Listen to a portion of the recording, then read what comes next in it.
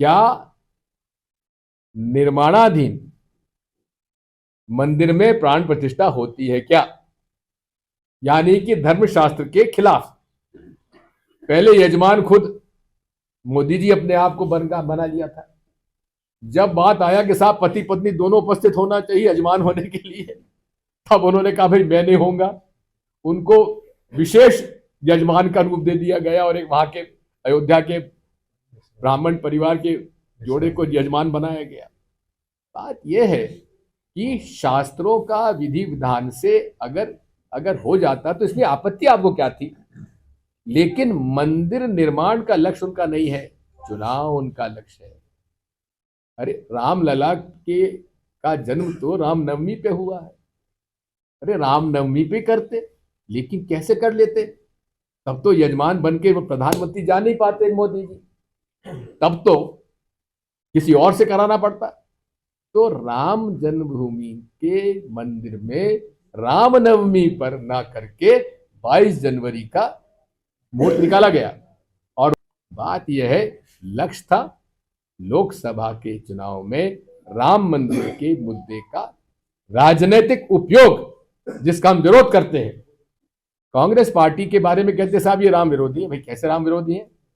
आपने इस पूरे आयोजन को भाजपा का इवेंट बना दिया। मोदी जी रोड शो करेंगे, मोदी जी यजमान बनेंगे, और ये मोहन भागवत कैसे अंदर चले जाएंगे? मोहन भागवत का आरएसएस का क्या लेना देना सरकारी उसके अंदर आयोजन में? ये तो भारतीय संविधान के खिलाफ है, ये तो राष्ट्रीय न्यास है। कौन सा कॉन्स्टिट्यूशनल पद है मोहन भागवत जी के पास? तो आपने हमारी राष्ट्रपति जो है द्रौपदी मुर्मू जी, उनको क्यों नहीं बुलाया? उनसे क्यों नहीं करवाया? क्या आदिवासियों का अपमान आपने नहीं किया है?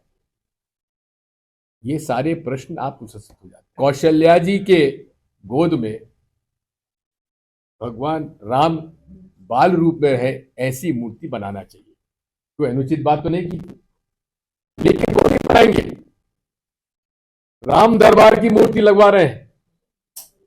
इसका चयन किसने किया? कौन बात ऐसे महान पुरुष थे? ये सारे बिंदु हैं, मैं आपके माध्यम से जनता के बीच में ले जाना चाहता हूं।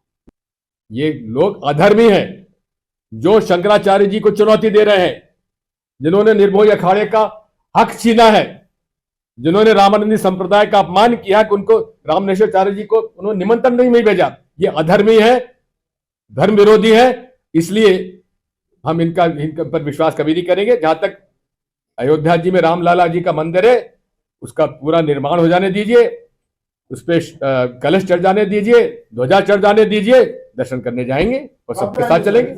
और हमारे शंकराचार्य जी मेरे गुरु भाइयों से पूछकर जब वो कहेंगे कि आपको अब जा सकते हो, तब जाऊंगा। हुआ 1990 के दशक में रामलला हम आएंगे, मंदिर वहीं बनाएंगे, वहीं मतलब बाबरी मस्जिद जहां खड़ी हुई है वहीं मंदिर बनाएंगे।